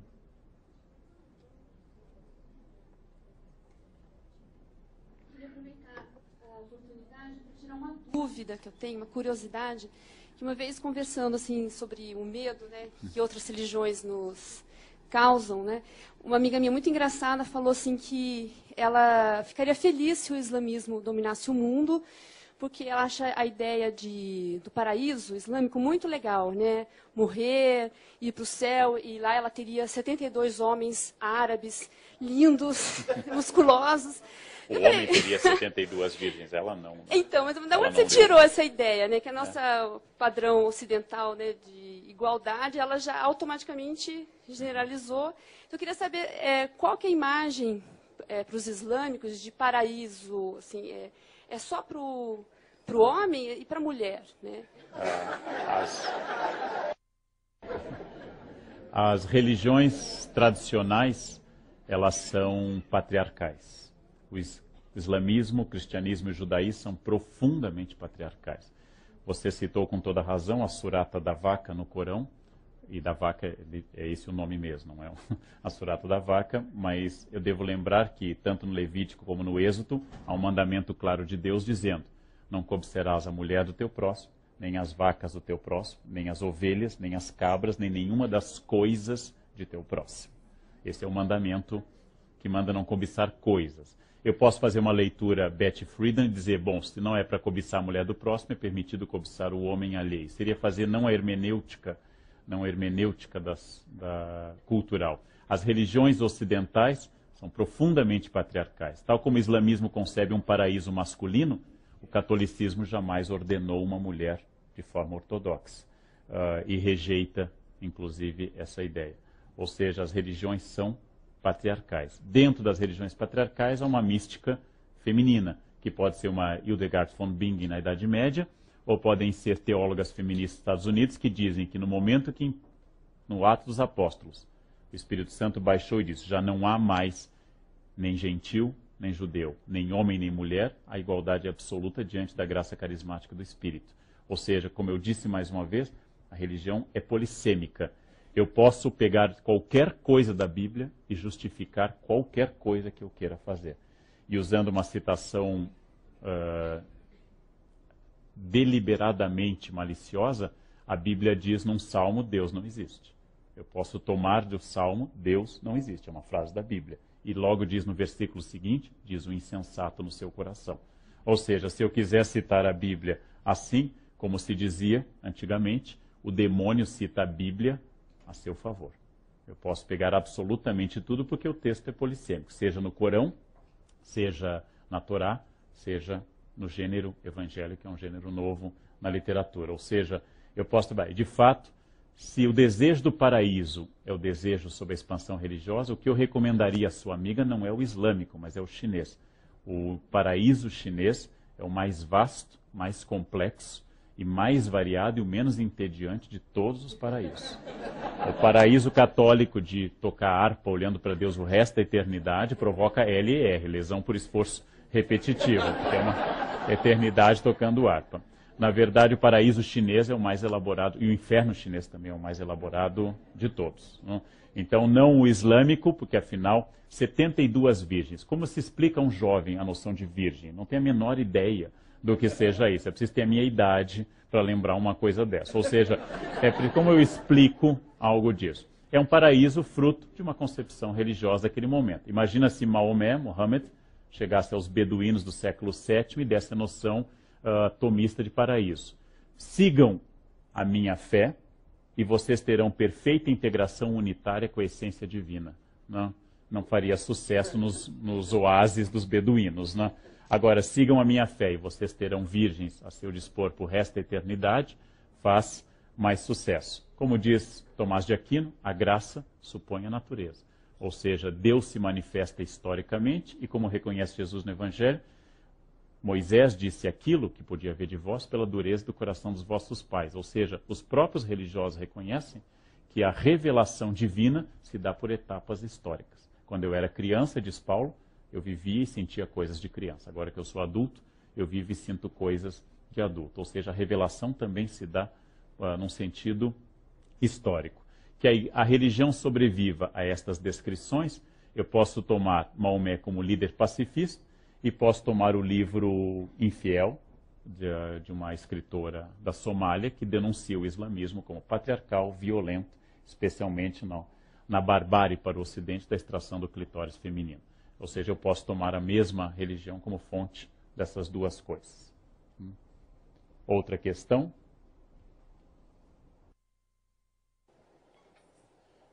Boa noite. Boa noite. Eu tenho visto muito o medo ser dito aqui como se fosse uma coisa isolada. Mas você acredita que o medo pode ser separado do poder político? Os deuses não existiram, nem os medos por si só, não foi uma coisa metafísica dos homens. Ele foi um instrumento forte de poder. Em nome dos deuses se matou, os deuses e os ritos eram as tradições do direito e uma série de coisas relacionadas a isso. Portanto, os deuses não foram coisas que existiram simplesmente. Os seus representantes é que tinham poder e cometiam violência. Não eram as pessoas que cometiam violência. Né? Agora, outra questão, essa primeira pergunta dissociada do poder. E a segunda, você acha que é uma coincidência o fato dos filósofos do século XVIII começarem a negar, como Nietzsche negou, justamente quando se negava o poder, já se opunha, se dividiu o poder, se criou leis de limites ao poder. E nesse fim de início de novo milênio, agora temos aí o colapso do poder no mundo, fazendo essas barbaridades que você falou. Eu acredito que estamos num momento crítico em que nós vamos negar o poder e talvez negar também os deuses. Isso é que eu penso. É possível, eu acho que é um caminho muito rico de análise, associar a leitura das críticas às religiões às críticas aos sistemas políticos. Voltaire, educado no Liceu Louis Le Grand, por jesuítas, ou Fidel Castro, educado por jesuítas em Cuba, ou Maluf, educado por jesuítas no Colégio São Luís, em São Paulo, são todas personagens envolvidas de alguma forma com concepções de poder. Então, negar o poder e negar a Deus, eu nunca neguei na economia religiosa, ou seja, na maneira da percepção da gramática religiosa, que ela esteja envolvida com discursos de poder. Na verdade, as igrejas resistem aos místicos, não é à toa que Teresa d'Ávila, João da Cruz e Inácio de Loyola, todos foram presos pela Inquisição. A igreja tem uma resistência aos místicos, porque os místicos escapam ao controle institucional. E os místicos, os possuídos, os que têm visões, os derviches, todos eles, toda a tradição mística, ela escapa ao poder.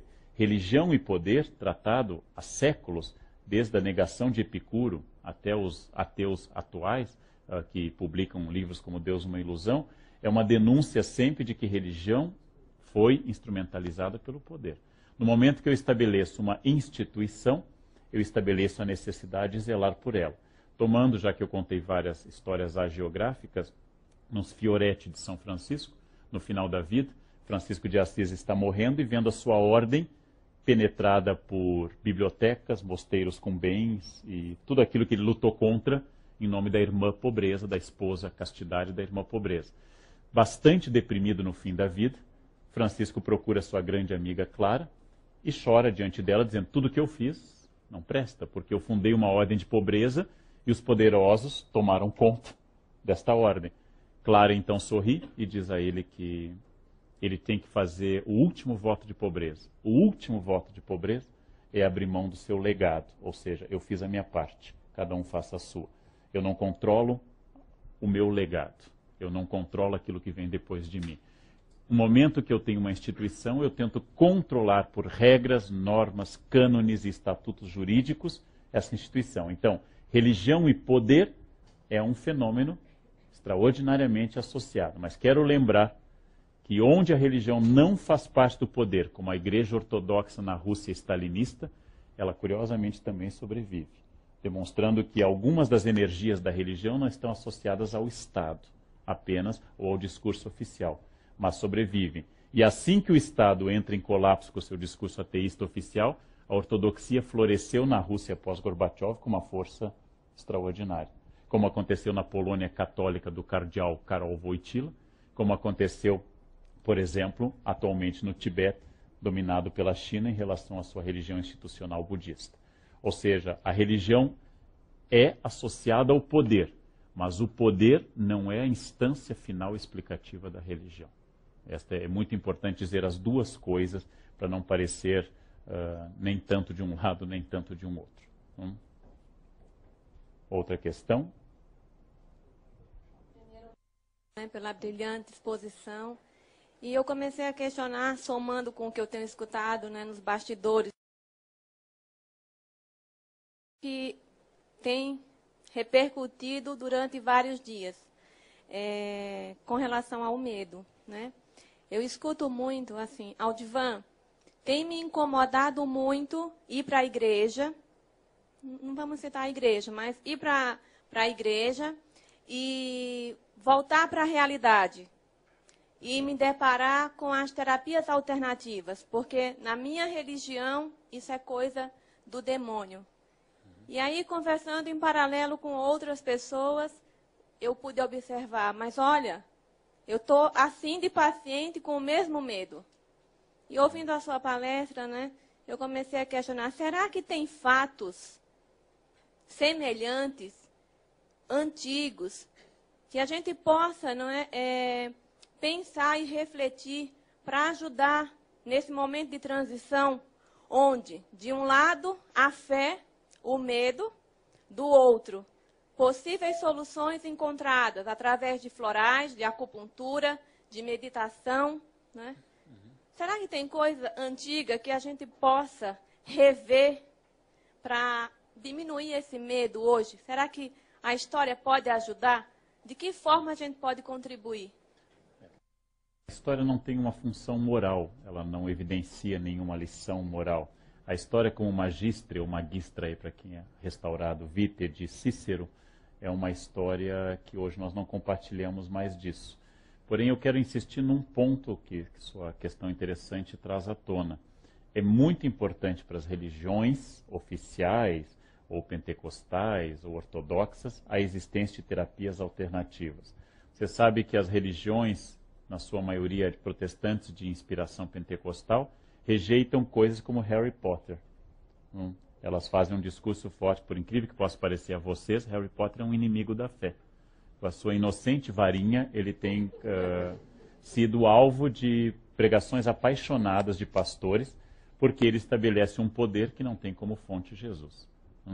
A ideia de que a magia possa ser eficiente é algo das religiões. Eu diria que de forma consciente ou inconsciente, de forma honesta ou desonesta, muitos líderes religiosos adoram a existência das terapias alternativas, porque elas significam que há contra o que lutar, há contra o que combater.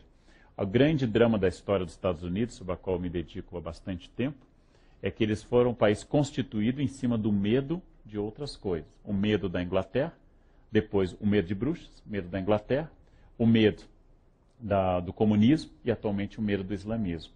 O grande problema dos Estados Unidos, representado no romance Moby Dick, é que se não houver um inimigo externo como Moby Dick, a tripulação entra em pânico. Se não houver aquilo que una, que é o medo, a população se mata. Porque se não houver aquilo que torne a todos, como na bela metáfora do filme A Vila, se não houver aquilo que una a todos em torno de uma paranoia, você não tem por que continuar unido. E nós precisamos sistematicamente insistir no medo, que pode estar contido no inocente floral de Bach ou no Harry Potter. Nós temos que insistir no medo, porque sem ele eu não consigo produzir muita coisa. E volto a dizer, o medo não é só algo negativo. Se nós não temêssemos o perigo, nós teríamos morrido há muito tempo. As pessoas loucas ou totalmente perturbadas, elas não têm medo das coisas. Andam pacientemente no meio do trânsito, por exemplo, e essas pessoas, por não terem medo, com frequência se machucam. O medo é também uma estratégia de sobrevivência. As pessoas prudentes são pessoas medrosas. Pessoas que têm medo têm cópia das chaves. Pessoas que temem têm 2 cópias da chave do carro. E assim por diante. O celular faz sucesso porque ele explora o medo das pessoas. Eu quero saber onde fulano está. E essa coleira eletrônica produz acalmar o medo. Quando eu puder ver, tiver um GPS e o celular, eu vou produzir a fantasia de que então eu tenho controle e não tenho medo. E um artigo saído hoje mostra como isso está aumentando o câncer, o uso do celular. Logo, eu vou ter medo do câncer. E assim é uma cadeia infinita que nos faz permanecer nesse planeta. Apesar de ser essa primeira geração que tem chance de um suicídio global. Ou seja, nós somos a primeira geração que pode encerrar essa nossa angústia de alguma forma. E estamos nos esforçando a esse respeito. Outra questão? Boa noite. Boa noite. Eu queria que você comentasse um pouquinho como o medo, como essência da religião, trabalha como um obstáculo no desenvolvimento da ciência, no decorrer da história e nos dias de hoje, por exemplo, como o medo de desenvolvimento de um clone, mapeamento genético, esse tipo de coisa.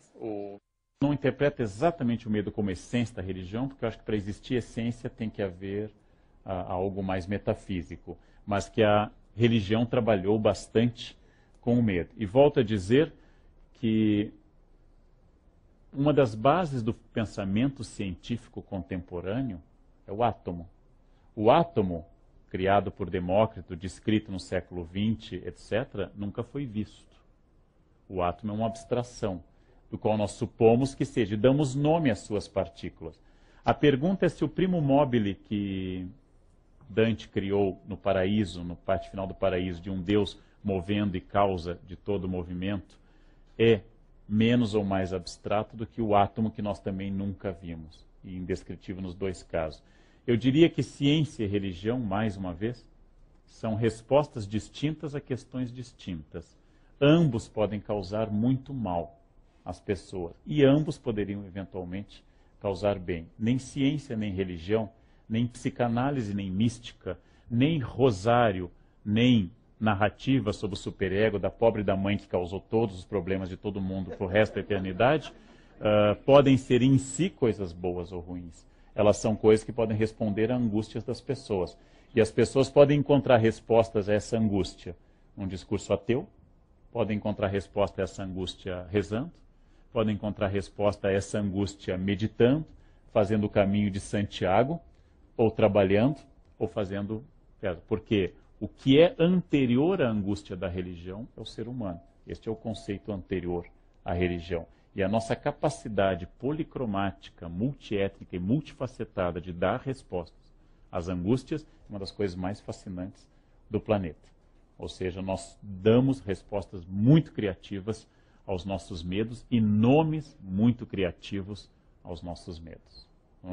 Então, voltando à pergunta que foi o leitmotiv da palestra, a provocação do meu colega e coordenador desse ciclo Pondé, o Deus de Israel não gosta dos covardes, em geral, os covardes amam muito também o Deus de Israel, porque fornece a eles uma resposta muito interessante. Curiosamente, na concepção cristã, os tíbios, os que não foram nem bons nem ruins, não se destacaram numa coisa nem outra, ficarão antes da entrada do inferno, porque nem o demônio os quer.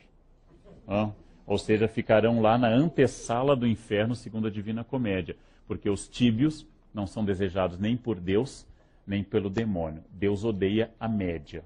Deus quer as pessoas de destaque, não? Quer os polos a este respeito. E por que isso acontece no discurso sobre a média? Porque a pessoa média que não se destaca pelo bem e nem pelo mal, não dialoga com a essência, com a religião, ou seja, não dialoga com a questão de medo e redenção. Alguma outra questão? Antes que as pessoas desmaiem, por favor, por gentileza.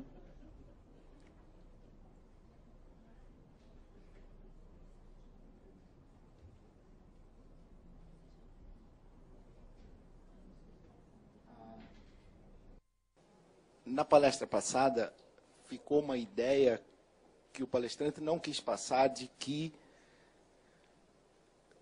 tudo que se move, tudo que é criado e tudo está a serviço da classe dominante do poder. Agora, acabou de falar alguma coisa mais ou menos parecida, ou não. No seguinte, essa ideia de que a pessoa que fica na média não serve a Deus nem ao demônio, não é senão aquela ideia de que da competição capitalista, que ele tem que ser o bom, tem que ter 10 mestrados, tem que ter 20 faculdades, tem que, sabe, criar sempre uma competição em busca do melhor e viver todo mundo nessa esquizofrenia sem ter tempo para curtir a vida. Sem sombra de dúvida, o capitalismo é um fenômeno fundamental, mas o pobre do capitalismo, com sorte, é algo de alguns séculos. Se nós datarmos da Revolução Industrial, ele é um jovem de 300 anos. Estou falando de religião, ou seja, algo de milhões de anos, ou pelo menos dezenas de milhares.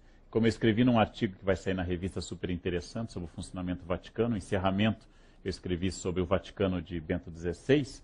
Bento XVI tem o olhar meio blasé, meio erudito, porque quando ele vê os críticos e todos esse universo, ele lembra que antes do capitalismo, antes de tudo isso, existiu e existe, por exemplo, a igreja. E antes da igreja existem as religiões, antes da própria igreja católica. Ou seja, tem olhado, como se diz com frequência, com uma certa altitude diante desses problemas. De fato, o capitalismo é fundamental hoje, mas as questões que nós estamos discutindo sobre o medo existiam no feudalismo, existiam no modo de produção escravista, se eu utilizar a linguagem marxista, existem em muitas sociedades e funcionam de muitas formas.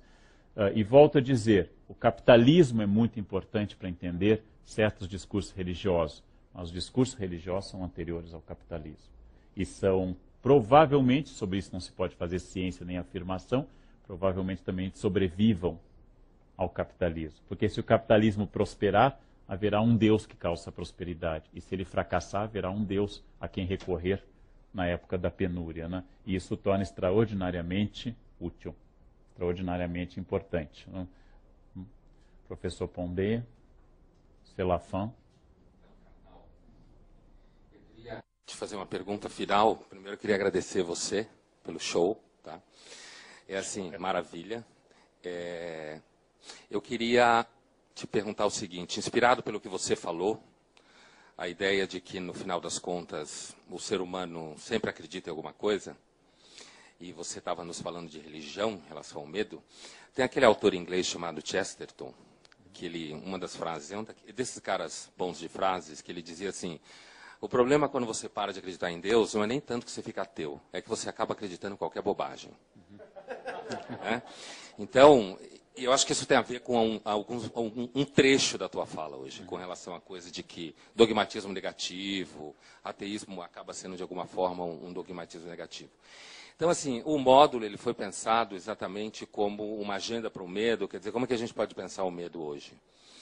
E no primeiro momento a ideia era falar, olha, o medo é estrutural. Eu acho que você trouxe isso de volta hoje, né? O medo é estrutural. Está na própria condição humana. O ser humano tem medo porque ele está na cadeia alimentar.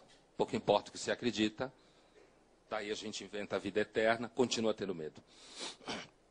Depois, a gente foi para o Nietzsche com Giacoia, e a ideia de que, no Nietzsche, que você citou também hoje, até parece a coisa do Deus de Israel.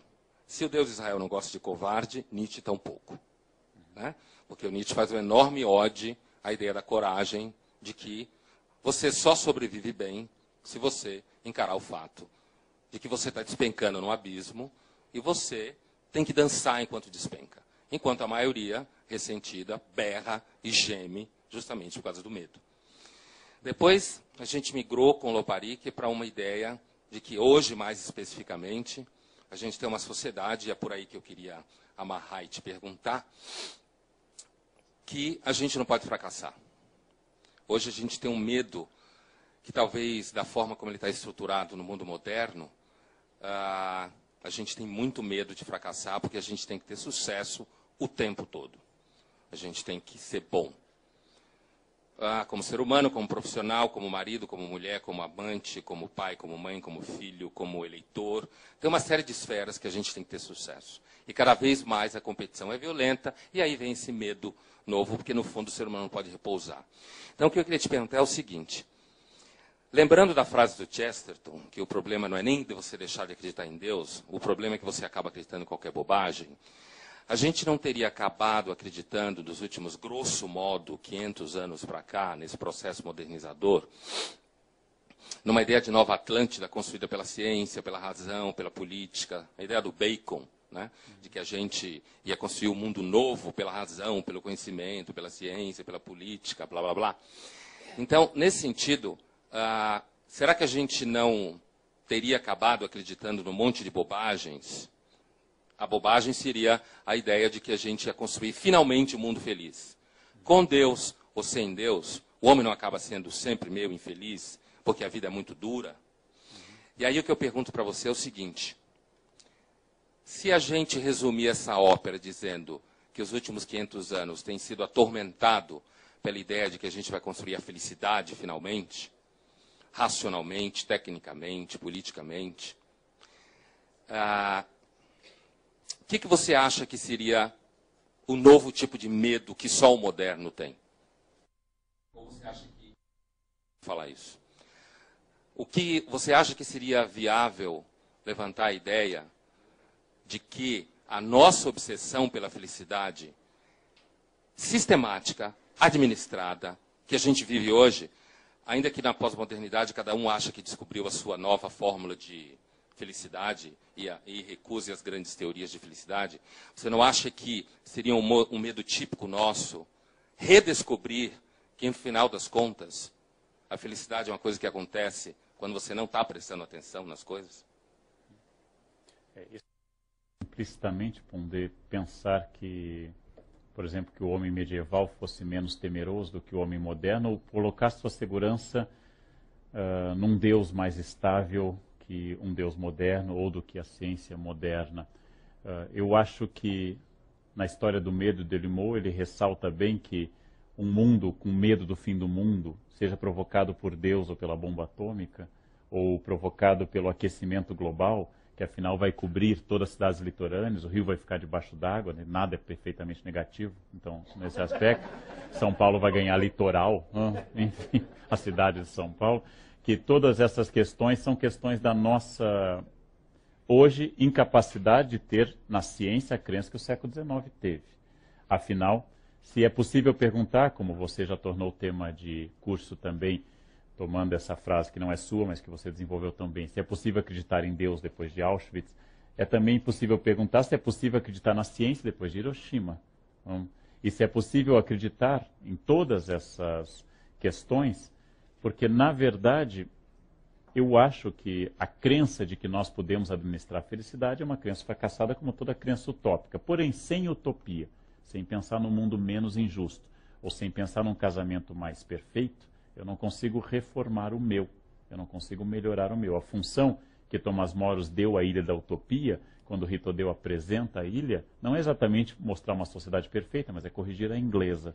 Então, o grande problema hoje é o esvaziamento de utopias, porque afinal Deus morreu, Marx também, e eu não estou me sentindo muito bem, como se disse com frequência. Ou seja, eu não posso oferecer a teocracia como solução, não posso oferecer o paraíso socialista, não posso oferecer, porque afinal o socialismo parece florescer hoje apenas na Coreia, em Cuba e nos diretórios acadêmicos de humanas, ele parece ser um fenômeno bastante isolado, e as teocracias religiosas demonstraram um grau de intolerância e de violência extraordinário. A grande diferença que a sua pergunta toca é que nós não temos mais capacidade de acreditar em sistemas unificados, sistemas totais, sistemas absolutos, e nós procuramos essa solução atomizada, vascularizada, capilarizada, de cada um encontrar o seu caminho. O que é curioso é que, segundo uma pesquisa que eu li numa revista de divulgação nacional, nós somos a geração que mais acredita na salvação da alma.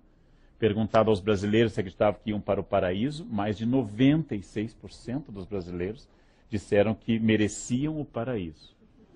Por vários motivos não explicitados, nós nos achamos mais seguros de que Deus nos ama do que Deus vai julgar. Bastaria perguntar aos religiosos, e certamente há aqui, religiosos, se alguém acha que vai para o inferno. Essa pergunta, se eu fizesse como São Bernardo no século XII, a maioria acharia que sim, para não cometer o erro da vanitas, o erro da vaidade, da soberba. E se perguntasse nessa sala, quem daqui acha, sendo religioso, que vai para o inferno? Talvez por timidez ou por convicção ideológica, ninguém levantou a mão. Ou seja, nós temos hoje uma crença que, voltando ao livro do Keith Thomas, a crença na autoajuda e a crença no reforço do eu substituiu vários dos medos antigos. Logo, deve apenas ser uma falta de esforço pessoal essa questão do medo. Ou seja, eu tenho que acreditar em mim. Eu diria que nós tentamos substituir a crença em Deus pela crença no poder do indivíduo. E as duas coisas são problemáticas. E as duas se manifestam problemáticas. E eu concordo inteiramente com a sua questão de que o medo é estrutural na nossa cultura e conviver com o medo é a melhor maneira de enfrentá-lo. Afinal, se, como dizem alguns psicanalistas, a psicanálise não é em si terapêutica, mas trata-se de identificar as forças que me angustiam, eu também poderia dizer que no momento que eu reconheço que eu tenho medo de envelhecer, agora é tarde no meu caso, mas certamente os jovens têm algum medo de envelhecer, se eu tenho medo de falhar, se eu tenho medo de passar fome, ou se eu tenho medo da violência, isso é uma maneira de eu dialogar e denominar os meus demônios. E voltando ao Evangelho de Marcos, uma vez que eu sei o nome do demônio, ele se chama legião, eu posso expulsá-lo, ou pelo menos conviver com ele. Então, já que a redenção é um desejo e não uma realidade. Acho que com isso encerramos, Pondé. Era isso. Então, muito obrigado pela atenção de vocês. E voltem sem medo para casa. Obrigado.